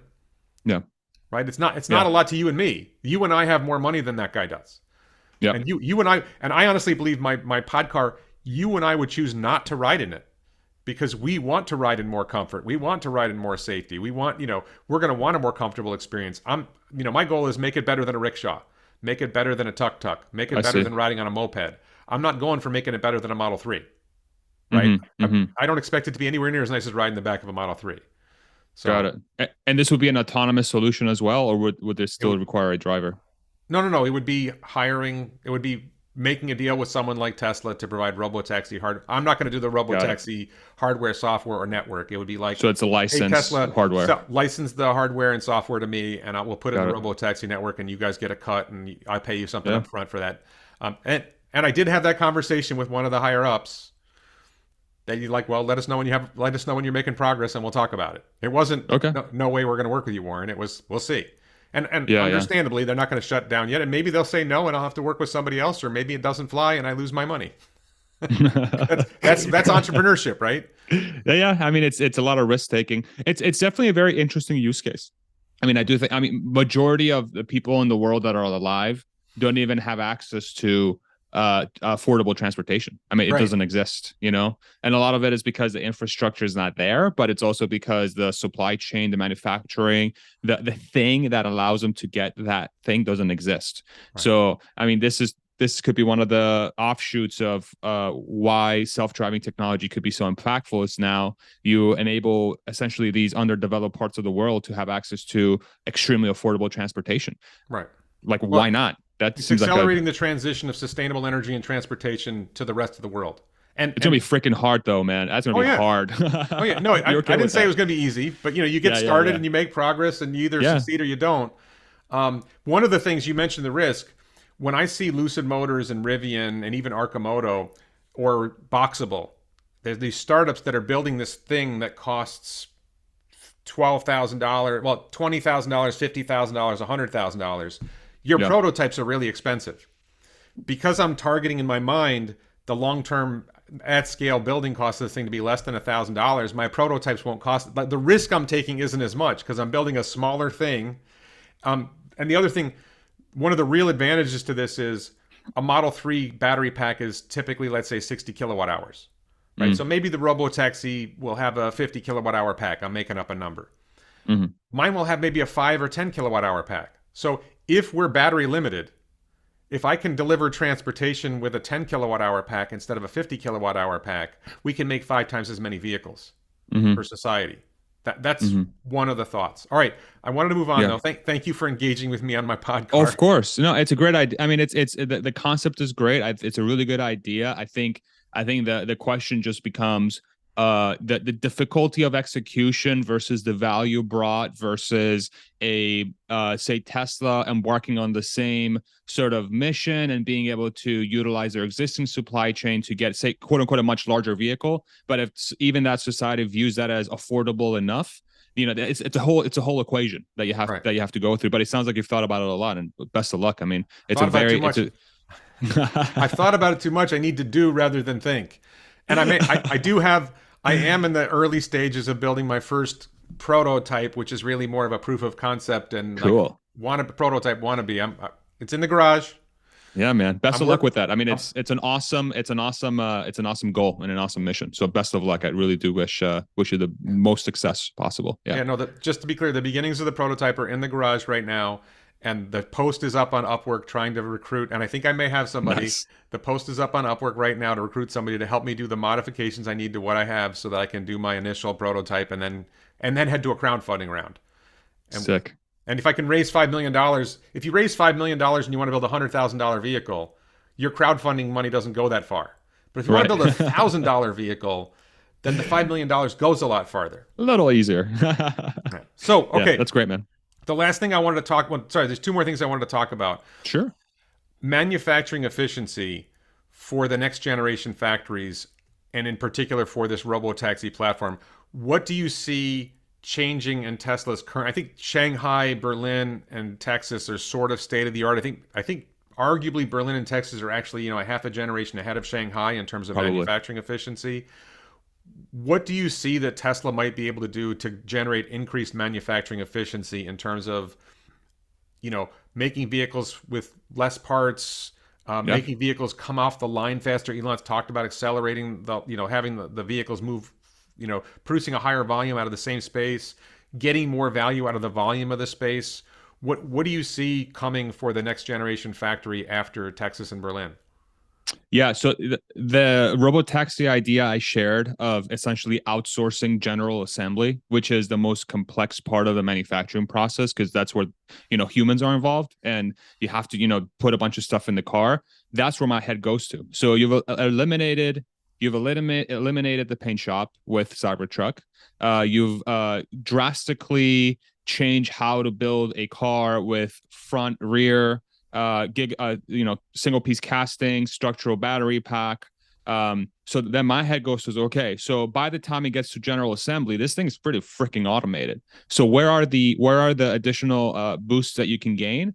The general assembly. How do you boost general assembly to the max? You outsource it. You just get rid of it. You don't do any more general assembly, right? You just allow other people to offer that. So that's where my head goes to. And I Well, think, wait. With yeah, that, what does Tesla ship to the people who are going to do the general assembly? What do they end up getting? They're getting like the skateboard and the shell of the car. What are they yeah, getting? all the safety equipment, right? Maybe a screen, and then so say, and anything else within the robotaxi, they can customize seats. I don't know, a lounge area. They can add speakers. It becomes a highly customizable interior. But to get to that point, all you really need conceptually is a shell, a battery, drivetrain, wheels, headlights, safety equipment, maybe a screen for people to operate it in some way, and that's it. So you get rid of the seats, you get rid of the trim, you get rid of all that stuff. In my head, now again, this is kind of an out there thing, and I'm thinking 10 years in advance. So this is 10 years. I think between now and then, there could be a use case for Tesla to introduce a robotaxi that will be outfitted internally. They will have seats and they will have, say, a very standardized form factor. And I think within the general assembly process as well, they'll have a lot of different innovations on how quickly they can build out that interior. And since you would be building something that theoretically would quote unquote never crash, as Ashok mentioned, or the likelihood of an accident or injury becomes so small that you can completely change how you would outfit safety equipment around the car. I think Elon talked about getting rid of seatbelts and just letting airbags become the standard way of preventing accidents. So people can just plop down, and then if you get into an accident, you're just basically inside a freaking balloon or something. I don't know how he described it exactly, but that gives you a lot of flexibility.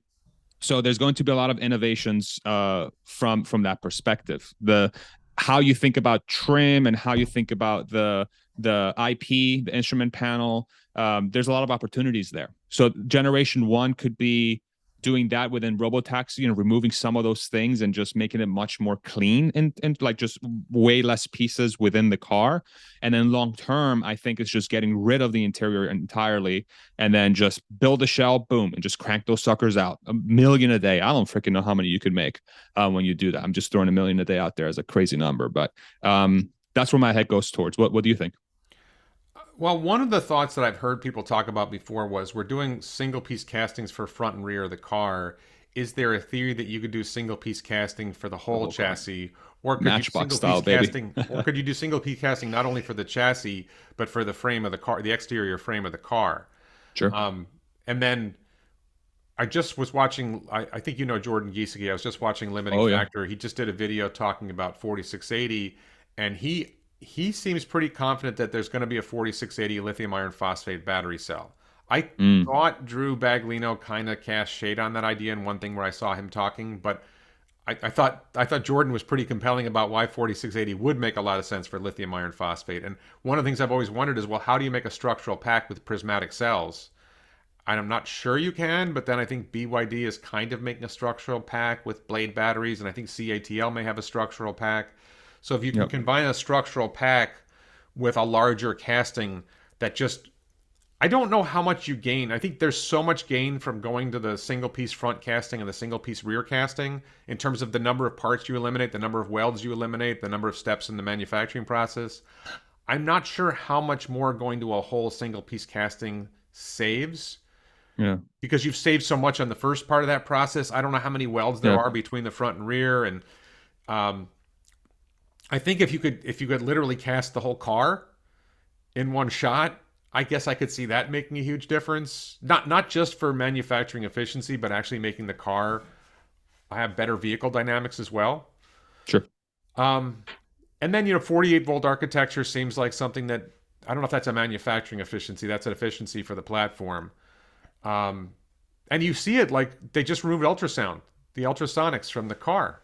And Yep. people are like, oh, that's the ultrasonics don't cost that much. It's not the cost of the ultrasonic devices themselves. It's how many steps did that add to the manufacturing process of the Exactly. car.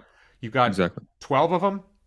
Mm-hmm. Each one of them has to be wired, Mm-hmm. right? Each one of them has to be Yeah. placed. That when they Pain in the place them, ass. you have to fix them in place. You might have to poke a hole in the exterior thing to make room for the ultrasonic to be there. Like, they probably eliminated like 100 steps in manufacturing the car by eliminating 12 ultrasonics. If I'm not, I don't know if I'm crazy to say that. It probably removed a solid, probably a solid, uh, call it 24 to 48 steps, if I were to guess. Yeah, and Something like that. it's an hour of human labor. Maybe it's 2 hours of human labor that's Yeah. removed. Yeah, it's more it's a significant cost reduction. I think people are underestimating, even if it's 500, even if it's $200, that's significant. That's a lot of cost. $200 over 20 million vehicles long term. Yeah. That's a lot. That's what, let me do the math. 40 $4 billion. Yeah. You just say $4 billion when you're manufacturing 20 million cars a year. Yeah.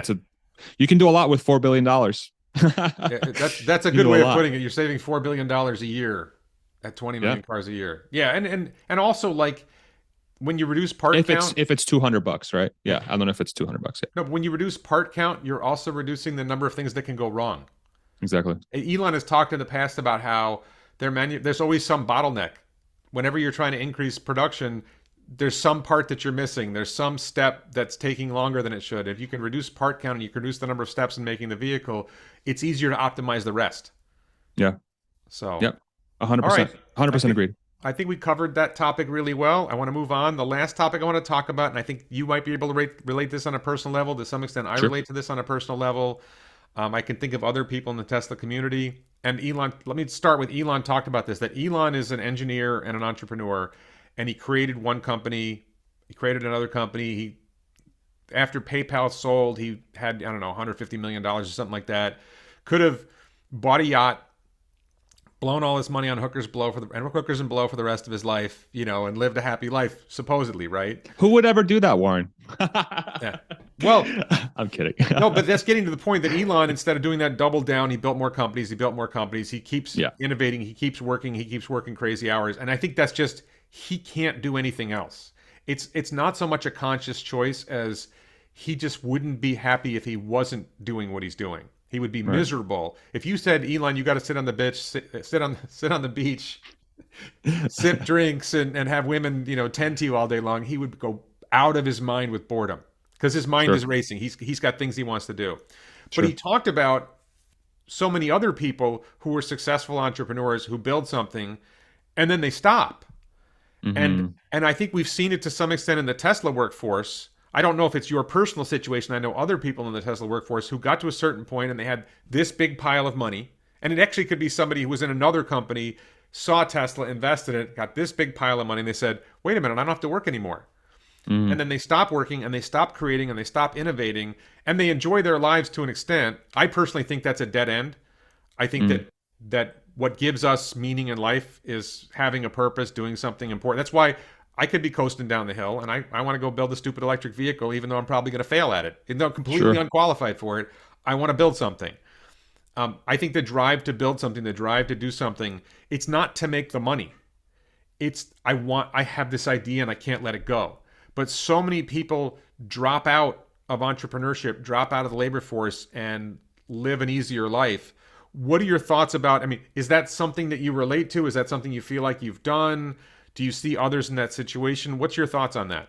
Yeah, I love that question. I love that question so much. So, to give context, the reason why I left Tesla was partly because of financial independence. 100%. 100%. I don't know if that was 20% or 50%. I honestly don't know because it's sort of like there's different things that were going on in my head at the time when I decided to leave. So I'll sort of tell my story and wrap it back to sort of what you're talking about. So at the time, financial independence. We had an incredible team built that was starting to move up. There were some changes internally happening, very good changes, but it would mean that I would have to put my head in a different sort of let me in a different context, and I would essentially have to start all over again in a completely different part of the business, and it was going to be a much bigger opportunity for me. That's what it seemed like. But in my head, I was weighing that versus, okay, I've been working my ass off so hard for 10, 11 years. My wife and I just moved to Austin. We don't have kids yet. And we have this freedom to take, say, the next whatever X number of months and years to explore the world and pursue our passions. That it seemed like if I don't capitalize on that at that time, that this gift that the universe has given me would just not, I would regret it dramatically. So it was, and I struggled with it for 6 months. It was a very, very hard thing for me to decide. And I decided to, you know what, I'm going to take the gift I was given because I'm so freaking incredibly lucky. And I mean, my last day at Tesla, I cried my freaking eyes out because I'm like, I hope I'm making the right decision because I love being part of this company so much and working with the people that I work with. To this day, I keep in touch with almost all of them, and they're incredible people. They really are. Like, I can't tell you just how incredible the people at Tesla are, and just from a human level, incredible people. But for me, it was like, okay, I feel like there's another thing for me to do, but it wasn't around the context of leisure. It was around the context of fulfilling what I'm supposed to be doing.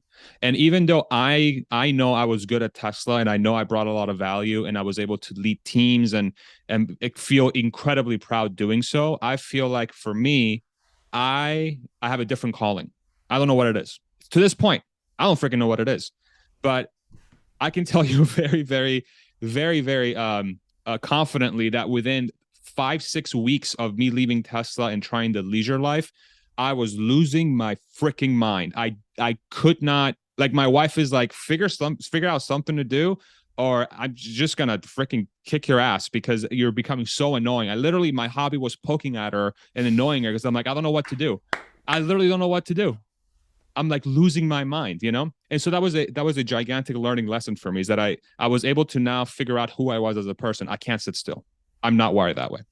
And so this YouTube thing became my pathway to try and discover what that next stage is. Because the one thing I'm really beginning to discover is that I love talking to other people about what the future could be, and what are the things we can do as society to ensure that future is good for as many people as possible, and holding a discourse around that. I'm finding that as a gigantic, I think for me, valuable for my psyche and who I am as a person. And I hope it's also valuable for others when they view the content that I put out. So I think one of the things that's happening is that there's definitely a percentage of very talented people that leave, say, places like Tesla or incredibly high value companies to say, they have a ton of money and they're like, you know what, why should I work this hard when I can just hang out 100%? But I think that's the minority. I think the minority of the people actually remain hanging out and then the majority within, I don't know, 5 weeks to 2 years, who knows how long it's going to take, they're like, you know what, like this is what I'm meant to do. They stumble upon what they're supposed to be doing, and a lot of times it's not visible. A lot of times those things like it doesn't have to be making things physically. It could be making things digitally. It could be some sort of emotional impact or creating conversation. There's so many different ways, to your point. There's so many different ways to create value for society. It doesn't have to be visible, or you don't have to touch it. It could just be a caretaker, or helping your family become more close together. There's so many different things you can do. I think the majority of people that have the means to retire for, say, forever and for generations to come, I do think a majority of them end up doing something that truly fulfills their true human capacity and the reason why they were put on this earth for whatever reason from wherever. And that's what I like to think. That's what I like to think. And yeah, it's an extremely interesting question. And the one trap that I hope, so when Elon thinks about this, I hope he doesn't get himself into, is that I hope he doesn't connect incredibly valuable work to just making things physically, and thinking that just because people are able to do that at a very high level, that that's really what they're supposed to be doing. And I think people are most effective when they find out what they're supposed to be doing. And just because somebody is extremely good at making cars and manufacturing doesn't necessarily mean that they're supposed to be doing that. And if they have the freedom to figure out what they're supposed to be doing, ultimately, I think that's going to benefit society much larger than trying to focus everybody around manufacturing. Now, I could be 100% wrong. I could be wrong and saying, you know what, I'm a freaking crazy person and I can't hold still, and I should just live a life of leisure like our ancestors did before the agricultural revolution. I don't freaking know. I don't know what the answer is, dude, but it's such a fascinating thought exercise. And like I said, I think a percentage of people do end up living a life of leisure, but I like to think that's a minority, not the majority. Yeah, that's just on my end. 11 years ago, I retired at the age of 45 to Florida. Started off driving the kids to elementary school, and after I dropped them off, going and playing 9 holes of golf like 3 days a week. Mm. And I kept finding things to do. Like I thought that's Right. what I wanted, and I was okay, but I don't think I was poking my then wife, but I was, I just kept finding things to do. Um, I, Yeah. but on your point about, I don't think it's just about manufacturing. I'm gonna channel a little bit of Jordan Peterson and probably get it wrong, but Okay. we start off in life requiring others to take care of us, and at some point we're supposed to get up off the couch and start out the way Jordan Peterson puts it. Make your bed, clean your room, take care of yourself, learn to take care of yourself, become competent enough to take care of your own life so somebody else doesn't have to take care of you. And Right. then explore, how much responsibility can I handle? Take more on your shoulders. Now start helping your family, making life better for your family. Instead of your family taking care of you, you're now helping your family taking care of the stuff that needs to be done. Then you step beyond that and say, what can I do in my neighborhood? How can I help my neighbors? How can I help my friends? How can I do more than that?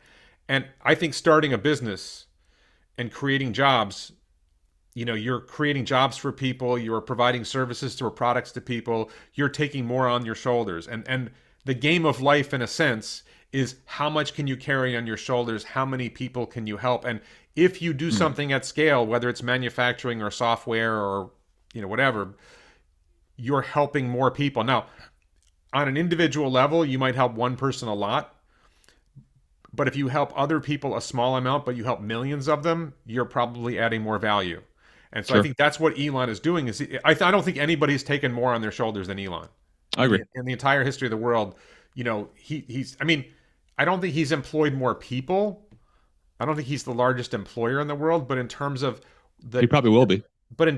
positive change he's making for society, he's making a massive dent. And I actually, by the way, a lot of people in the Tesla community don't like Jeff Bezos, and I'm not saying he's never annoying, but I do think Jeff Bezos made a really big dent in making life better for a lot of people. Like, you're I making agree. music in a cover band. I wrote a book. I would never have been able to publish that book in any meaningful way before Amazon had Amazon self-publishing. So it's Sure. not just that they make it easy for me to get products, which is a really big deal to me that I can get products. It's actually the self-publishing side of it. Amazon Web Services, people talk about it a profit thing. No, Amazon Web Services makes it easier to do things on the web for people who want Yeah. to do things on the web. By taking this load on their shoulders, these guys have made our lives better. And I think the point that Elon was getting at is he sees other entrepreneurs that were starting with him that built a business and they walked away with 50 million, $100 million or whatever, and they didn't start another one. Mm. That it's almost like, I think from his perspective, I don't know if I would say it this way, but I would say from the Jordan Peters, it's almost like it's a moral obligation to carry more on your shoulders and carry more Mm. on your shoulders and yes, it's hard, and yes, it causes suffering, and I think people massively underestimate the amount of suffering Elon goes through for what he Mm. does. It's just, but it's not like I don't think he has a choice. He doesn't have a conscious choice. He needs to do what he's doing. But there's this phenomenon where these guys make $100 million and just go play golf, chase Sure. women. They lose that meaning in life that's created by taking on that responsibility and creating more and building more. Do you have any Sure. thoughts on that? Not rather than at the level of the guy working at Tesla who walks away and that struggle, but I mean, it's hard for us to have that perspective because neither of us have ever built anything that big. Right, exactly. Yeah, I mean, I think there is definitely it's hard for me to wrap my head around. So like what I'm trying to do is like, okay, if I had $100 million, Yeah, which I don't, and yeah, I don't know, I love when people like conjure up like, oh, certain people have certain amount of money. I don't have $100 million. If I had $100 million, I have no idea what the hell I would do with $100 million right. dollars, right? But it substantially changes how you can approach life.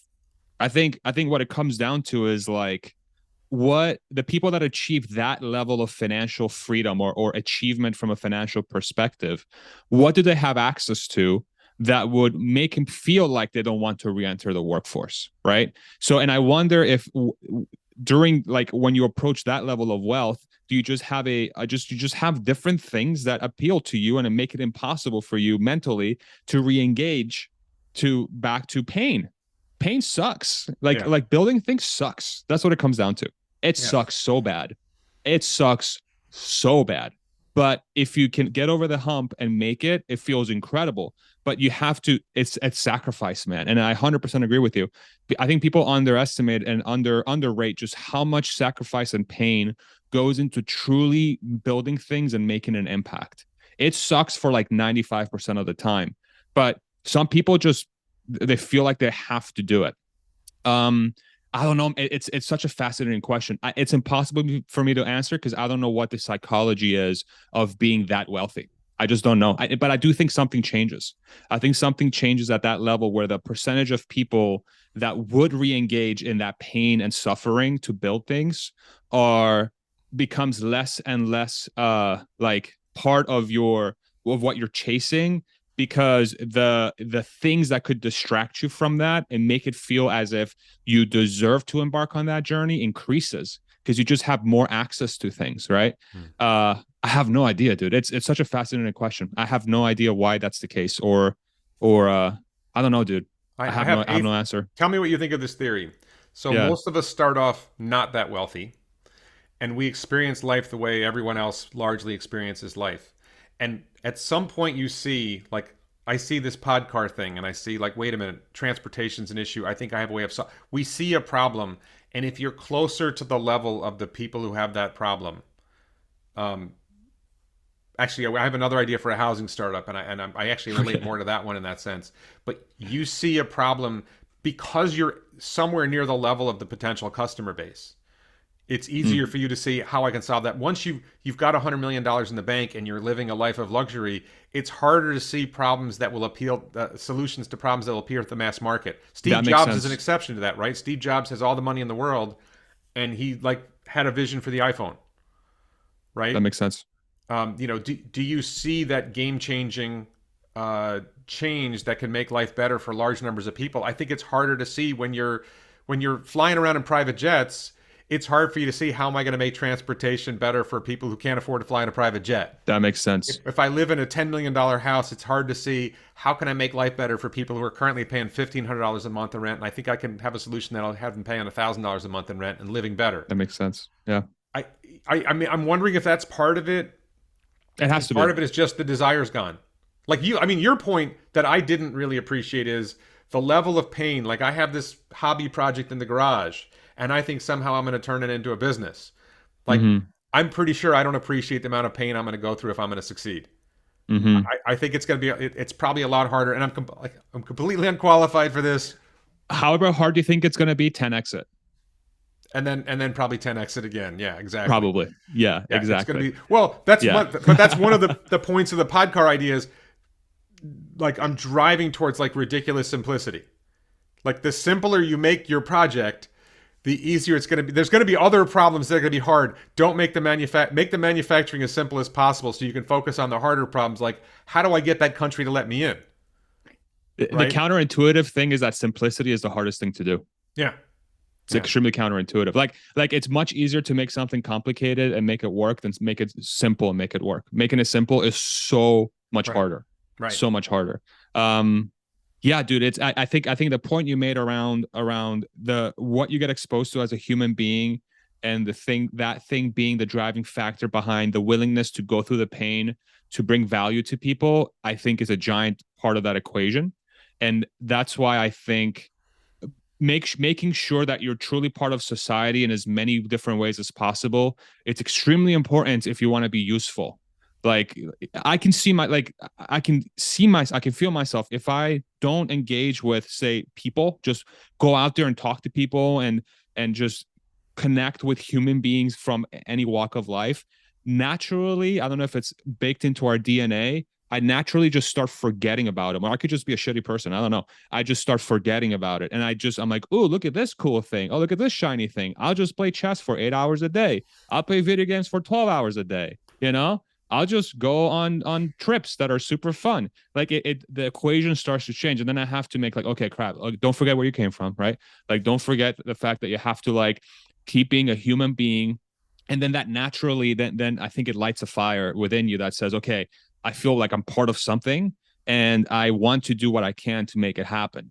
And some people, I think what ends up happening is I think a lot of people don't have the confidence that they have the tools and the know-how to make something happen. That's a completely different conversation for a different day. But then that becomes a whole different discussion. It's like, okay, so how do we maximize the number of people that could make a difference that don't make a difference because they feel like they can't make a difference, right? That's a whole different discussion.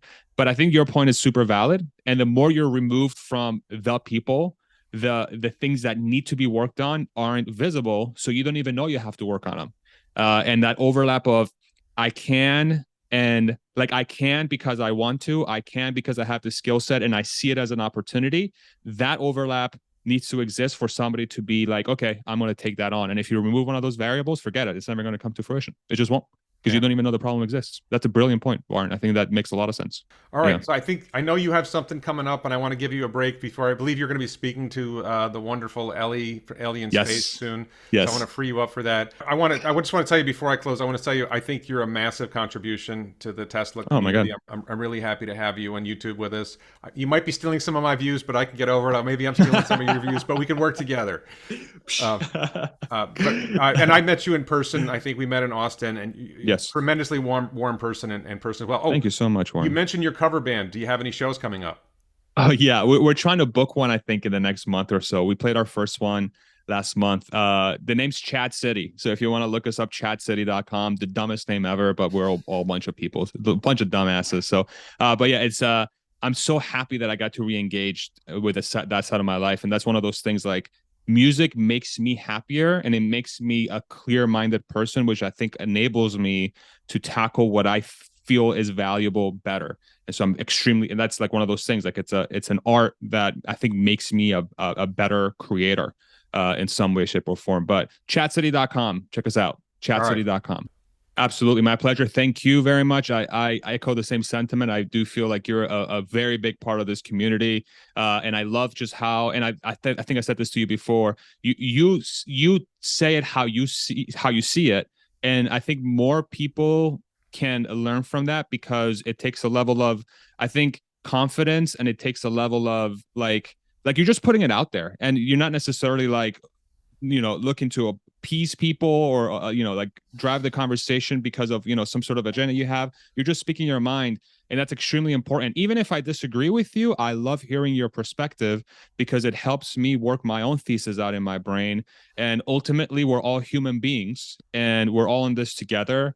And if we the key way to make the future better is to talk to each other as much as we can. So thank you very much for having me on. It's an honor for me, Warren, and I really appreciate you. And like and subscribe right here, guys, right here. Boom, like and subscribe. Somewhere on right the there. screen. There's a button somewhere. Right there. So everybody, there's gonna be links to ChadCity.com, Farzad's YouTube channel, Farzad's Patreon, my stuff, t-shirts at elonbits.com, everything in the description below. Please check out my other videos. Please like, subscribe, share this video with others. Thanks everybody so much for watching, and thank you, Farzad, again for coming on.